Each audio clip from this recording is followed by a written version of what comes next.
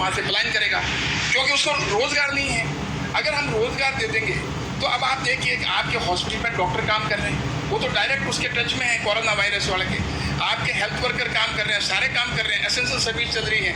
और जब वो कर सकते हैं तो हम सारे कोरोना वॉरियर्स क्यों नहीं हो सकते हैं? सारों को जब आप प्रधानमंत्री जी से भी बात करें तो आप रिलैक्स का, मेरा निवेदन है कि इसको रिलैक्स करने का करें, जो हम आपको फीडबैक दे सकते हैं। नहीं, आप जानते हैं जब मैं डायरेक्ट उनसे बात करें, हम तो पार्टी की बात भी आपकी भावना पहुँचा देगी। नहीं, मैं वो पार्टी लाइक बात कर रहा हूँ। तो आप जो है, मैं जनप्रतिनिधि हूँ, आप हमारे मुख्यमंत्री हैं, तो हम आप तक बात कर रहे हैं कि इसको लॉकडाउन को रिलैक्स करके अगर आवागमन जो है अपनी गाड़ियों से लोग करें तो ये पास वगैरह का चक्कर ही मिट जाएगा आपका। और जो ध्यान रखने की बात है, डॉक्टर किस बात का ध्यान रख रहे हैं? मास्क लगाते हैं, डिस्टेंसिंग रखते हैं, उनको तो नहीं हो रहा है। तो इसीलिए अगर मास्क लगा के डिस्टेंसिंग रखो तो पूरा देश काम कर सकता है, इसमें कोई बात नहीं। एक लास्ट सर्व, एक राजस्थान के हित की बात कर रहा हूँ सर, मैंने आपको अभी कल एक चिट्ठी भेजी है कि उसमें आपने पाली में आपके पहले के कलेक्टर ने करीब 22,000 एकड़ जमीन जो है ईयर मार्क कर करके गवर्नमेंट ऑफ इंडिया में, जब मैं इलेक्ट्रॉनिक्स आईटी का एमओस था उस समय उन्होंने भेजी है कि भाई हमारे पास सरकारी जमीन है और वी आर नॉट, हमें कोई 1 इंच भी जमीन एक्वायर करने की जरूरत नहीं है। और उसमें ITIR अगर आप वहाँ स्थापित करते हैं तो चाइना से जो कंपनियां आ रही है, बाहर आ रही है चाइना से, तो राजस्थान में आप जोधपुर और पाली के बीच में बहुत बड़ा हब बन सकता है देश का, इतनी पूरे विश्व का। मैं ये बता दूं, आपका पत्र आया, मुख्यमंत्री जी वसुंधरा राजे जी के टाइम में उन्होंने DPR बनाई, इसमें काफी काम किया उन्होंने। तो उस DPR को उपयोग में लेकर के आप उसमें आगे कदम बढ़ाएं तो रास्ता काफी कंपनियों को ला सकते हैं। बहुत बहुत धन्यवाद सर आपका। धन्यवाद, थैंक यू। धन्यवाद। पुष्पेंद्र सिंह राणा। अच्छा, पूछ रहे दिल्ली जोधपुर से, दिल्ली राजस्थान में जो है और राजस्थान से दिल्ली में आने वाले जो हैं काफ़ी लोगों के आपके मुझे बताया गया है अधिकारियों ने कि भी सारी लिस्ट बन करके तैयार है, अपने व्हीकल से आना चाहते हैं तो एक खोल दे तो काफ़ी समस्या हल हो जाएगी। करें प्रक्रिया, प्रक्रिया आगे बढ़ा रहे हैं। Thank you sir. पाली का प्रोग्राम तो नमस्कार पुष्पेंद्र सिंह। नमस्कार। एक तो आपको धन्यवाद हुकुम, आपने वीडियो कॉन्फ्रेंसिंग के तहत सबको MLA जो विधायक आपने जो सलाह दी है। मेरा तो आपसे एक अनुरोध है हुकुम कि अभी ये पिछले 5-7 दिन में जितने भी प्रवासी आए हैं इसमें हकीकत में सर मतलब मजदूर वर्ग नहीं आया है। इसमें तो वो लोग आए हैं जिनके पास खुद की गाड़ी थी, खुद की व्यवस्था थी, खुद की दुकान थी या खुद का फ्लैट था, और जो मतलब अपने साधन से या बस से आए तो मतलब 70-80 हज़ार रुपये खर्च करके बस से यहाँ आए। हकीकत मजदूर वर्ग है वो वहीं बैठा है, और खास तो दुखी वो आदमी है जो 10-10, 15-15 लोग एक कमरे में रह रहे हैं। उनके पास नहीं तो राशन है, नहीं इनके पास पैसे हैं, और हकीकत में उनके फ़ोन आते हैं, रोते हैं। मतलब इसके बारे में हमने पंचायतों में आपने कहा था, नगर पालिका में आपने कहा था कि सबकी आप रजिस्ट्रेशन करा दो, और उन्होंने रजिस्ट्रेशन भी कराया है। आज हालत ये है कि वो जिसके पास पैसा था, जिसके पास साधन संपर्क था, वो पहुंच गया, वो मजदूर आज भी नहीं पहुंचा। वो मैंने कल आपके CMO में ईमेल की हुकुम, बेल्लारी के मतलब आपको 36 ST के लोग हैं, भील, ग्रासिया और मीना, और एक महाराष्ट्र के में मतलब पीपला गांव के ग्रासिया 26 लोग बैठे हैं, बिना उनके कोई खाने पीने की व्यवस्था है, और वो मतलब वेट कर रहे हैं कि सरकार को कैसे लेकर आए। उनके पास गाड़ी घोड़ा नहीं है, वो आपके ऊपर निर्भर करते हैं कि आप उनको कैसे लेकर आओगे। तो चिंता इस बात की करनी है कि मजदूरों को कैसे लाए, इसके बारे में चिंता करनी है। दूसरा मेरा निवेदन है कि PP साहब ने जो बात की है, गवर्नमेंट ऑफ UP मतलब कोई भी डिसीजन लेती है तो उसका प्रकाशन होता है, भले TV में हो, आप मतलब न्यूज़ में कराए, मतलब अखबारों में आए, हमको पता ही नहीं लगता है। हम जनप्रतिनिधि अभी मैंने जवाब दिया इस बात का, जो निर्णय होता ऑनलाइन डाल देते उसको साइट पे, स्टेट गवर्नमेंट साइट है। PP साहब ने कहा हमारे अकाउंट में डाल दीजिए, वो भी करवा देंगे। अगर आप अकाउंट देख सकते हो तो साइट भी देख सकते हो सर। मेरा तो ओपन सीक्रेट है, कोई दिक्कत ही नहीं है। मेरा एक निवेदन है सर, जैसे पाली जिले से UP से लोग यहाँ आप सबको PA दिया हुआ है, PA सबको दिया हुआ है, उसको खोल के देखिए साइट को, मेरा जो आदेश होगा सीधा आप देख सकते हो सर। देखिए कम से कम ये किस काम कर रहे हैं। ये भी कोविड में जयपुर में बैठे घूम, निवेदन ये था निवेदन ये है कि जैसे आज मैं एक उदाहरण बात कर रहा हूँ सर, आज मेरे पाली ब्लॉक में 350 यूपी। अरे मेरी बात सुनिए, जो प्रभारी वाला मामला, प्रवासी वाला, माइग्रेंट वाला, ये आप देख रहे हो, सुबह हम सुन रहे हैं, ये हमारे लिए भी टॉप प्रायोरिटी, आपके लिए टॉप प्रायोरिटी है, क्योंकि वास्तव में लोग दुखी है, वास्तव में दुखी है। आपने ठीक कहा कि जो लोग ऑनलाइन पे नहीं कर सकते रजिस्ट्रेशन, उनको तकलीफ आती है, अनपढ़ आदमी भी है। उसमें आज और वीडियो कॉलिंग हुई है दिल्ली के साथ में, हमने सारी भावना पहुंचा दी दिल्ली के अंदर। शाम तक उम्मीद करते हैं ऑर्डर आएंगे भारत सरकार गृह मंत्रालय से और छूट मिल जाएगी। मैं उम्मीद करता हूँ कि ये समस्या हल हो जाएगी। बाकी आप क्या कीजिए, अगर आपके एरिया के कोई लोग हैं जो सामान बैठे हैं, मेरे सामान, वो अपने एरिया की कोई खबर आपको लगे तो आप उनकी हेल्प कर दीजिए। गरीब अनपढ़ आदमी है तो लिस्ट बना दीजिए, मोबाइल फ़ोन दे दीजिए, अगर है तो उनको अलग से हम बिहेव कर लेंगे, उनके साथ में जाने की व्यवस्था कर देंगे, पर इतना आपको करनी पड़ेगी। कि मैंने भेजा भी आपके ईमेल कर रखा मैंने, कंसर्न मतलब आपके जो सेक्रेटरी है जो स्टेट के, उनको भी कर रखा है, डिस्ट्रिक्ट कलेक्टर को आप कलेक्टर को देख सुबोध अग्रवाल हमारे एशियस इंडस्ट्री जो है उनका काम यही है सिर्फ, और कलेक्टर दे दीजिए, कॉपी इनको भेज दीजिए, वो हम लोग उनसे बात भी कर लेंगे, उनको लाने की बात भी कर लेंगे। आपसे बात मेरा निवेदन आपकी बात हुई भी है, हाँ सर, मेरा निवेदन आपकी बात हो चुकी इनसे, बता रहे हैं आप। हमें बात हुई है, फोन पे बात हुई थी।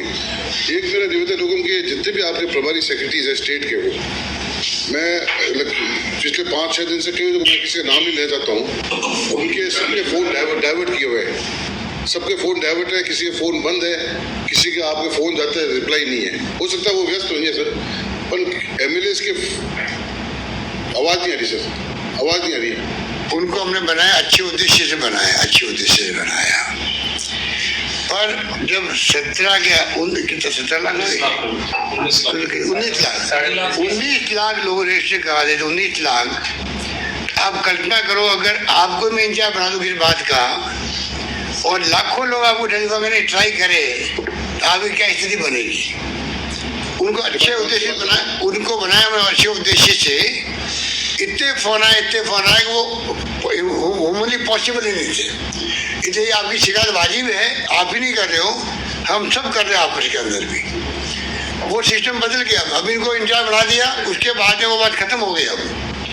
अब कलेक्टर और इंडस्ट्री के एसीएस सुबोध अग्रवाल जी पूरी व्यवस्था हम करेंगे, कोई दिक्कत नहीं आएगी आपको।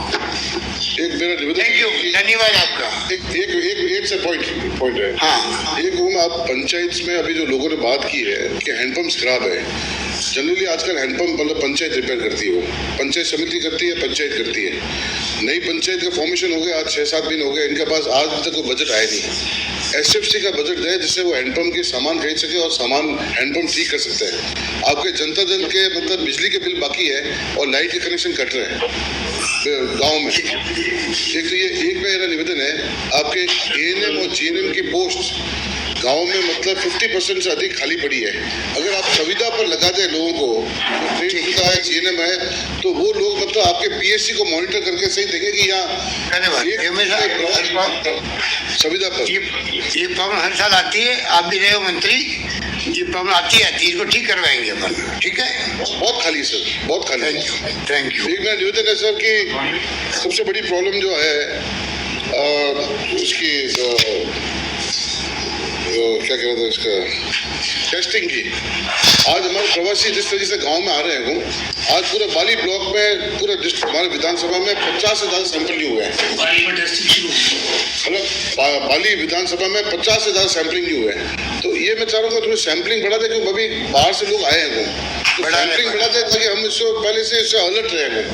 तो हमें और आप सबसे मेरा निवेदन है, जो क्वारंटाइन हो रहा है गाँव के अंदर, कई गांव तो विरोध भी कर रहे हैं कि साहब इनको आप क्यों अलाउ करो हमारे गांव के अंदर, हम भी बीमार पड़ जाएंगे। ठीक है, मैं आपसे रिक्वेस्ट करूंगा, जितने जनप्रतिनिधि अपन हैं, हम अपने अपने एरिया में देखें कि बाहर से आने वाले लोगों के लिए क्या सुविधा स्कूल में हो सकती है, या उनके घर में इतना घर बड़ा है कि वो घर में रह जाएगा अलग से, तो होम क्वारंटाइन हो जाएगा, स्कूल में या पंचायत भवन में हो जाए, पर इसका ध्यान हम सब जनता रखना पड़ेगा, वरना संख्या बढ़ जाएगी।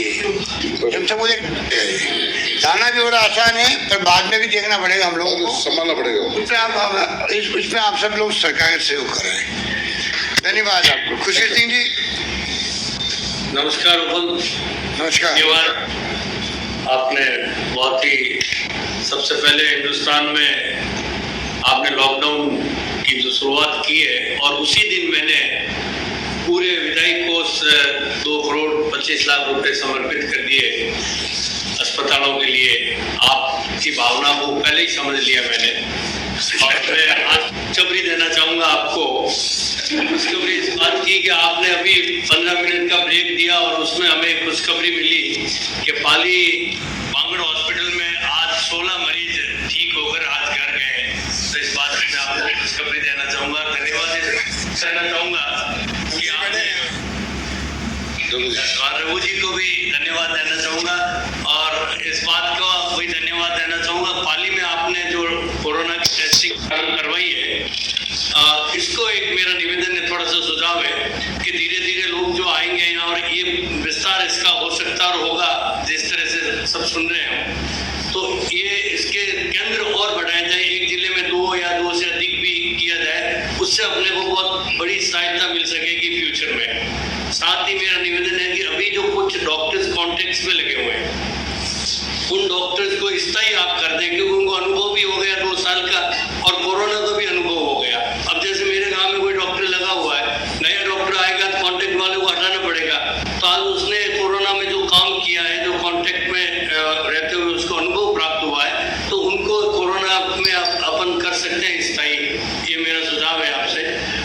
दूसरा मेरा आपसे निवेदन है कि मनरेगा के अंदर जो एक्शन प्लान में बड़ी समस्या आ रही थी, वो अभी आपने हल करवा दी। उसमें पंचायत के कोरम को ही मानते हुए जो कोरम प्रस्ताव है उसको एक्शन प्लान में जोड़ दिया जाए, और छोटे छोटे काम हर एक गाँव में ज़्यादा से ज़्यादा, इसमें भी कुछ दिक्कत कर रहे हैं, काम सैंक्शन करने में बहुत डिले हो रहा है। तो आप जिला प्रशासन को निर्देशित करें कि तुरंत काम करें, और ऐसे में इधर उधर ज़्यादा वो नहीं करके बहानेबाजी और काम की स्वीकृति जल्दी करें, ताकि उनको रोजगार मिल जाए।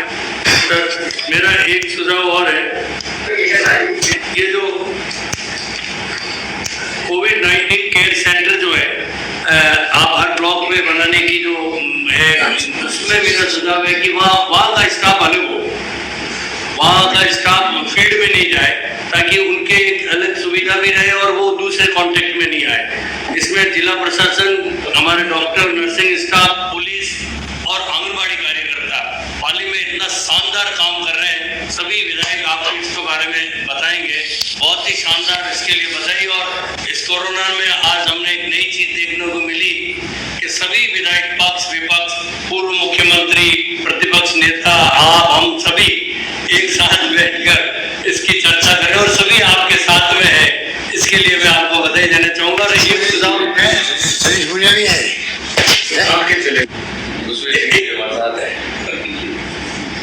एक सुझाव देना चाहूंगा हूँ अंत में, कि अभी शराब की दुकानें खुल गई, उसमें हो क्या रहा है कि शराब की दुकान के साथ 10-10 ब्रांचें चलनी शुरू हो गई, और उस ब्रांचों में न तो टाइमिंग है और न ही रेट लिस्ट लगी हुई है, और उन कंज्यूमर से पैसे ज्यादा लिए जा रहे हैं। तो या तो उनको आप ब्रांच की अनुमति दे दें, तो सरकार के खाते में तो पैसे आएंगे, और वो क्या पता कहाँ पैसे जा रहे हैं।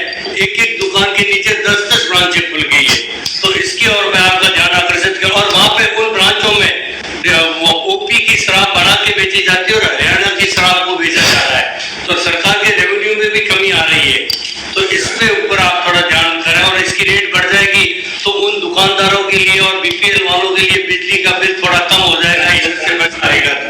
तो ये मेरा आपसे निवेदन है। और प्रवासी बंधुओं की वेदना सुनते हैं माननीय मुख्यमंत्री महोदय, हमारे आंखों में पानी आ जाता है, और आपने निर्णय ले लिया है तो तुरंत आज ही ऐसा निर्णय ले आप कि कल से वो आना प्रारंभ हो जाए 17 तारीख तक, और लॉकडाउन आगे 17 तारीख में आप नहीं बढ़ाएं, और उसमें कुछ बंधन के साथ में पूर्ण रूप से मुक्ति दिला दे। लॉकडाउन से कुछ बंधन जरूर होने चाहिए। ये मेरा से धन्यवाद। धन्यवाद। अविनाश गहलोत।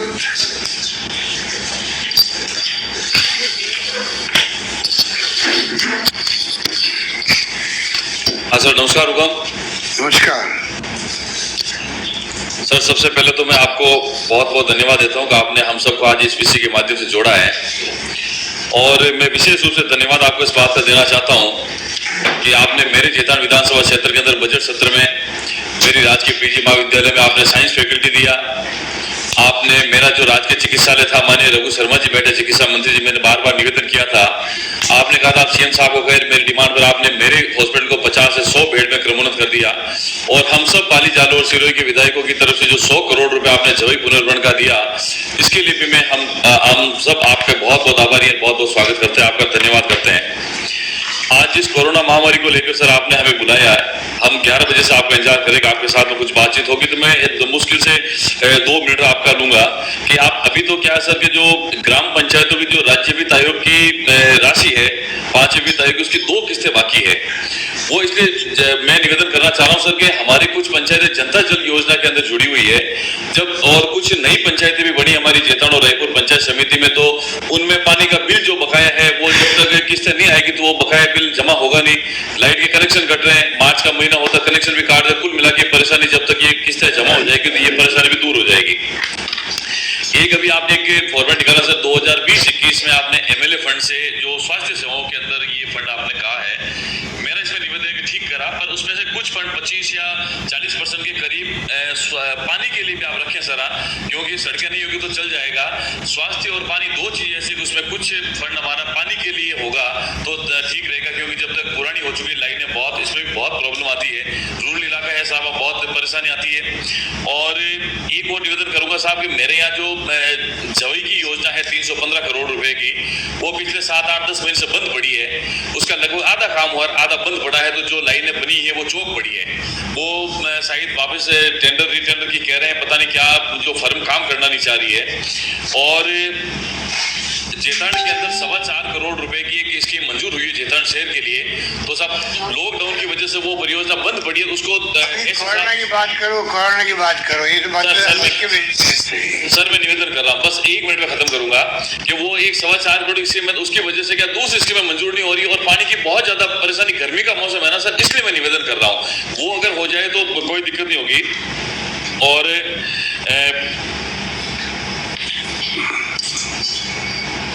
एक और प्रवासी के लिए मैं निवेदन कर रहा, जो सबकी कॉमन डिमांड है सर कोरोना को लेकर, वो आपने बता ही दिया, तो सिर्फ इतना ही निवेदन आपसे हाथ जोड़कर मेरा निवेदन है साहब कि बेंगलोर है, हैदराबाद है, ये अपना सूरत है, चेन्नई है, यहाँ से क्या लोग उन स्टेट से लेके अनुमति लेके तो आ रहे हैं, लेकिन राजस्थान बॉर्डर जो है अपना महाराष्ट्र का, गुजरात का, वहां पे लोग रुके हुए हैं। तकलीफ इस बात की जो गर्भवती महिलाएं हैं ना सरा, उसके वीडियो हमें देखने को मिलते हैं, वो हमें भी ताने मारते हैं, फिर राजस्थान सरकार को भी कहते हैं, तो कुल मिला के परेशानी इस बात की है कि अगर उनको अनुमति मिलती है तो वहां उसको लाने की व्यवस्था करें साहब। अनुमति मिल चुकी है, खाली एक दिन की बात थी, और आज शाम तक नए ऑर्डर आ जाएंगे भारत सरकार के, फिर कोई दिक्कत नहीं आएगी। मैंने आपको कहा कोई दिक्कत नहीं आएगी, ट्रेनें शुरू जल्दी हो जाएगी, हैदराबाद से भी और बेंगलोर से, सब जगह से। धन्यवाद।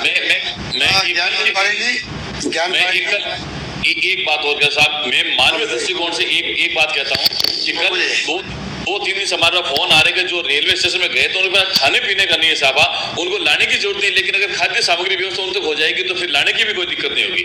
बस यही निवेदन था सर, धन्यवाद। प्रणाम साहब। नमस्कार।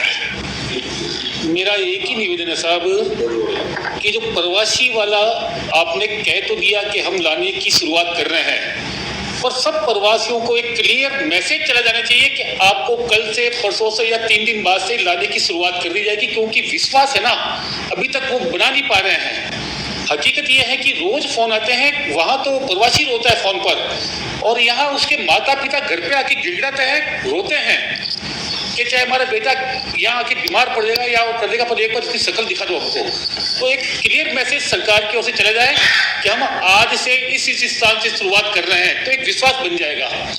एक ये भी क्लियर कर दें, क्योंकि आपने कहा ना कि इतने लाख लोगों को लाना थोड़ा मुश्किल काम होगा या समय लगेगा, ये काम मुश्किल है, तो जिस प्रकार आपने एमएलए कोटे से मेडिकल के लिए प्रावधान किया, किट के लिए प्रावधान किया, तो उसी प्रकार बसों का प्रावधान कर दें कि कोई भी एमएलए अपने क्षेत्र के निवासियों को वहां से लाना चाहे और उनकी आर्थिक स्थिति अच्छी नहीं है, तो हम एमएलए कोटे से किराया दे देंगे और उनको आसानी से कम समय में लेके आ जाएंगे, क्योंकि अब उनकी सब्र की सीमा खत्म हो गई है। तो उसमें आपको प्राथमिकता लानी पड़ेगी। मुझे पता है कि आज जो सबसे बड़ा गंभीर मुद्दा है वो प्रवासी राजस्थानियों का है, उसमें एक तो मेरा निवेदन रहेगा। एक दूसरा है, ये मध्यम वर्ग भी है ना, ये 50 दिन बाद में तकलीफ में आ गया है, ये कहीं सहायता मांगने जाएगा नहीं, इससे कभी हाथ फैलाया नहीं है। पर सरकार को आगे बढ़कर ऐसे मध्यम परिवार जो कोई छोटा मोटा काम करते थे, उनको अगर किसी प्रकार की कोई सहायता, चाहे राशन की हो क्या और सहायता हो, तो उसके बारे में भी सोचना चाहिए, ये मेरा निवेदन रहेगा। और एक पाली के जो डॉक्टर है 2 महीने से छुट्टी नहीं ले रही है, तो कोई ऐसा सिस्टम डेवलप करो। ये अभियान लंबा चलेगा आपका, ये शॉर्ट अभियान नहीं है, हो सकता है 6 महीने 1 साल भी चल जाए। तो बारी बारी से सब डॉक्टरों को इसमें ड्यूटी पर लगाया जाए। पाली जिले के मुख्यालय पर जो अस्पताल है उस पर तो बहुत ज़्यादा बोझ है, पर बाकी जो अस्पताल है वहाँ संख्या नहीं के बराबर है।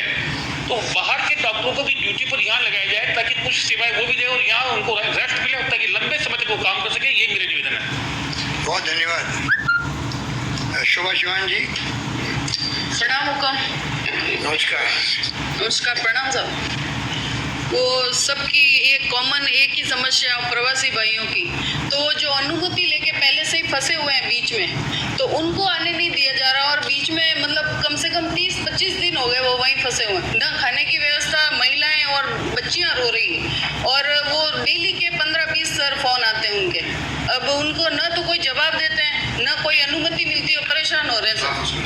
वो पूना के अंदर, पूना है, सूरत है, गुजरात के अंदर बॉर्डर से, ये हमारे विधानसभा क्षेत्र से काफ़ी लोग वहाँ फंसे हुए हैं सर। तो आप उनको ये कृपा करके करबद्ध निवेदन है कि उनको अनुमति दिलाएं, ताकि वो अपनी चाहे बसें लेके व्यवस्था कराएं सर, या कोई भी स्पेशल ट्रेन हो ताकि वो आ सके वापस। और दूसरा मैं कह रही थी सर, बीपीएल और खाद्य सुरक्षा जिनके नाम हैं उनको तो गेहूँ मिल रहा है, लेकिन जो मध्यम वर्ग है वो लोग बहुत परेशान हो रहे हैं, और रोज के फोन आ रहे हैं सर हमें गेहूँ नहीं मिलता है। तो आप उनकी भी थोड़ी व्यवस्था कराएं सर। और तीसरा एक पॉइंट मैं कहना चाहती हूँ कि भीषण अभी गर्मी का सीजन है, और विधानसभा क्षेत्र में पश्चिमी बेल्ट में हमारे सोजत में पानी की इतनी भयंकर समस्या है कि 4-5 दिन से पानी आता है, और महिलाओं के रोज के फोन आते हैं। तो कृपा कर सर ये पेयजल की सुविधा करवाएं। और जैसे एएनएम के पद खाली है काफ़ी हॉस्पिटल्स में, तो ये भी पद भरवाए जाए ताकि लोगों को राहत मिल सके। धन्यवाद सर। एक मिनट, एक अंतिम एक सुझाव मेरा। भारत सरकार ने खाद्य सुरक्षा में 69% की वो राइडर लगाया हुआ है, तो आप अनुरोध करें कि ये नाम जो जुड़ जाए उनमें। और दूसरा सुझाव मेरा कि कुछ लोग मैंने अपील की है, तो जो पैसे वाले थे उनके नाम जुड़े हुए थे, तो उन्होंने स्वेच्छा से मुझे आके और नाम दिए साहब हमारा नाम इस खाद्य सुरक्षा से हटाना चाहते हैं ताकि हमारी जगह दूसरे गरीब भाइयों को फायदा मिल सके। तो ऐसे लोगों को जिला स्तर पर उनको सम्मानित किया जाए ताकि उससे आपकी अपील पे लोग स्वेच्छा से नाम कटा देंगे। और दूसरा, आंगनबाड़ी कार्यकर्ता इस बार बहुत ही शानदार काम कर रही है, तो उनको आप थोड़ा ध्यान में रखवाएं। धन्यवाद। जोराम जी। नमस्कार सर। नमस्कार। सबसे पहले तो मेहरपुर योजना आपने सही टाइम की जो सुरंग है उसको चौड़ी करने के लिए 100 करोड़ रुपए दिए, बजट घोषणा की, उसके लिए सभी की तरफ से बहुत बहुत धन्यवाद। और मेरी विधानसभा क्षेत्र में डॉक्टरों की कमी और नर्सिंग स्टाफ की कमी। रघु जी शर्मा को भी धन्यवाद देना चाहूँगा कि अभी इन्होंने 10 नर्सिंग स्टाफ लगाए हैं और 4-5 डॉक्टर लगाए, लेकिन उससे भी वो भी पर्याप्त नहीं है, बहुत सारे पद खाली है। और ये कोरोना वायरल के समय इस समय उनकी आवश्यकता है। हर सब सेंटर पर ताला लगा हुआ है और सर्वे भी सही ढंग से नहीं हो पा रही है। तो मेरा आपसे निवेदन है कि ज़्यादा से ज़्यादा डॉक्टर जो पद रिक्त है और नर्सिंग स्टाफ के पद रिक्त है उनको लगवाया जाए, जो इस बीमारी में वो मददगार साबित होगी। दूसरी जो समस्या है प्रवासियों वाली, तो प्रवासियों वाली आपने बता दी। मेरी तो स्थिति ऐसी है कि जैसे रात को रोना भी नहीं आता, ऐसी स्थिति है। सुबह 7 बजे से लोग चालू होते हैं, रात को 11 बजे तक 12 बजे तक लोगों के फ़ोन आते हैं, और कई लोग फ़ोन पे रोते हैं महाराष्ट्र के, गुजरात के, कर्नाटक के, आंध्र प्रदेश के, और उनकी स्थिति देख करके हमें भी रोना आता है। और वहाँ उनकी स्थिति ऐसी है, कई मजदूर परिवार है जिनका सारा धंधा चौपट हो गया, उनके नौकरियां भी अब नहीं है, आय के सारे स्रोत बंद हो गए। तो वो लोग इतना दुखी है, वो कह रहे हैं कि हमारे पास अब खाने के लिए भी नहीं है। तो मेरा आपसे निवेदन है कि जब तक आप ट्रेन चालू नहीं करो या दूसरे साधनों से आप आने की व्यवस्था नहीं करो, तब तक वहाँ के स्टेट के मुख्यमंत्रियों से बात करके वहाँ उनके खाने की व्यवस्था करवाओ। ये बहुत बेहद गंभीर समस्या है। लोग वो कहते हैं कि हम कोरोना से तो मरने होंगे तो मरेंगे, लेकिन इस भूख से जरूर मर जाएंगे, ऐसी स्थिति है वहाँ पे। तो ये मेरा निवेदन है। आप साहब एक निवेदन है, लास्ट एक अपने जो ग्रीन जोन है, ग्रीन जोन जैसे अभी जिले में पाली विधानसभा में एक भी पेशेंट नहीं है, तो वहाँ जो सामुदायिक स्वास्थ्य केंद्र है उनको तो कम से कम वो जैसे जितने भी छोटे छोटे ऑपरेशन है, अपेंडिक्स का है, गॉल ब्लैडर का है, छोटे छोटे हर्निया का है, सब बंद है।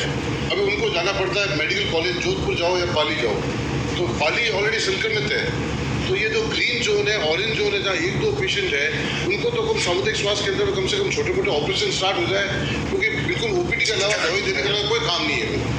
ये लोग वापस मेडिकल कॉलेज में जाते हैं, जोधपुर जाते हैं, जयपुर जाते हैं या उदयपुर जाते हैं, बार बार परमिशन लो और जाके वहाँ ऑपरेशन कराओ। छोटे ऑपरेशन हर्निया है, अपेंडिक्स है, गॉल ब्लैडर है, ये थोड़ा आप देखा है।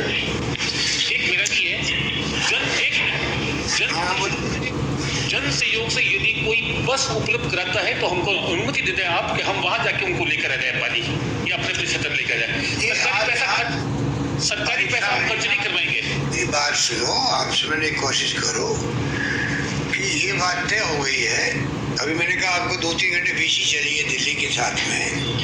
आपकी समस्या हम सबकी समस्या कॉमन है।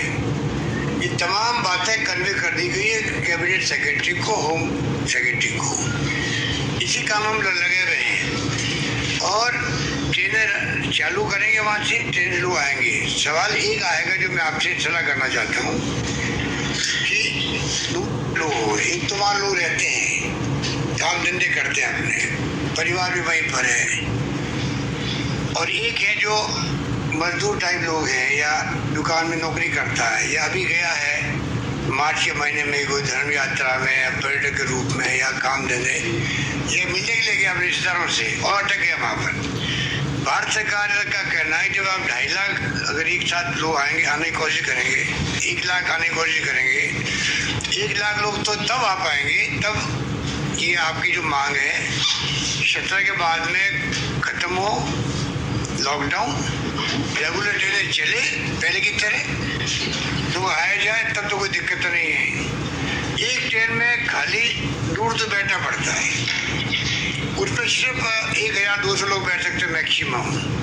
आप हिसाब लगा लीजिए 1200 लोग बैठेंगे तो जो लोग 19 लाख लोगों ने रजिस्ट्रेशन करवाया है उसमें 12-13 लाख आने वाले, 14 लाख। अब कल्पना कर लो उनको कैसे ट्रेन बैठे, कौन पहले बैठेगा, झगड़े हो जाएंगे स्टेशन पर। प्रॉब्लम सरकार के नाम दूसरी तरह की प्रॉब्लम है। रात दिन हम लोग मीटिंग, एक बार तो 4 दिन पहले रात को 1-1.5 बजे मीटिंग खत्म हुई यहाँ पर इसी कमरे के अंदर, इसलिए हम लोग खुद चिंतित थे कैसे उनको लाएं। पर अभी सभी आना चाहते हैं एक बार, हम चाहते हैं एक बार पहले हुआ है जो गरीब आदमी है जो एक बार मन में आ गया उसके तो बोले एक बार गाँव जाना है, काम जाए बाहर में जाए मुझे मतलब नहीं है। मजदूर में भावना आ गई है। अगर आज नागौर में तनख्वाह बैठे हुए मिली मजदूर को, बिहार के मजदूर थे, तो अभी जब फैक्ट्री खुली तो कह नहीं हम देगा गाँव जाएंगे, अरे भाई आपको तो मजदूरी मिली थी, कह नहीं एक बार हम जाके आएंगे बिहार। ये भावना आ गई, वही भावना अपने लोगों के अंदर भी है, मारवाड़ियों के अंदर भी है। ये बात हम समझ रहे हैं, पर सवाल ये आता है बाकी लोग जो एक साथ में रजिस्ट्रेशन करवा दिए, आप उनको कहाँ बिठाओ ट्रेन के अंदर, ट्रेन की लिमिटेशन है। अब आप कहते हो गाड़ियाँ जाए लाए, वो काम हम करेंगे, उस पर लगे हुए हैं, कोई गाड़ी भेजो बुलाओ या वहाँ कोई गाड़ी है आए उनको अलग पास मिल जाए, तो कम से कम जो आप कह रहे हो उस कैटेगरी लोग जल्दी आ जाए। कोई रास्ता निकालेंगे, सब मिल के रास्ता निकालेंगे, आप भी निकालेंगे हम भी निकालेंगे, रास्ता निकलेगा। बाकी लोगों को धैर्य भी रखना चाहिए वहाँ पर, धैर्य भी रखना चाहिए वहाँ पर। एक सर धन्यवाद सबको। हाँ बताइए। एक मिनट कह रहा था साहब, एक मिनट कहता साहब, एक जो गंभीर बीमारी होती है, एक कैंसर और हार्ट वाली प्रॉब्लम के अंदर आपसे निवेदन है कि उनके पास के लिए जरा कलेक्टर साहब के पास में भिजवा मिल दें। जाएंगे।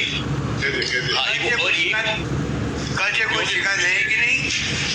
सबको पास कलेक्टर दे रहा है, थानेदार दे रहा है, और कोई रास्ता निकालेंगे, रात को आए या कल निकाल देंगे। हम खुद चाहते हैं कि ये समस्या रही नहीं किसी के सामने। एक जो आपने 2% कृषक कल्याण टैक्स जो लगाए सर, आपसे हाथ जोड़कर निवेदन है कि जो उसमें कहीं न कहीं सरकार की वो ठीक नहीं लग रहा था, आप उसको खत्म कर दें साहब। किसानों के अंदर भारी आक्रोश है 2% टैक्स का, ये निवेदन आपसे। धन्यवाद। धन्यवाद, बहुत धन्यवाद आप सबको। बहुत बहुत धन्यवाद। अब बीकानेर डिवीजन आएगा।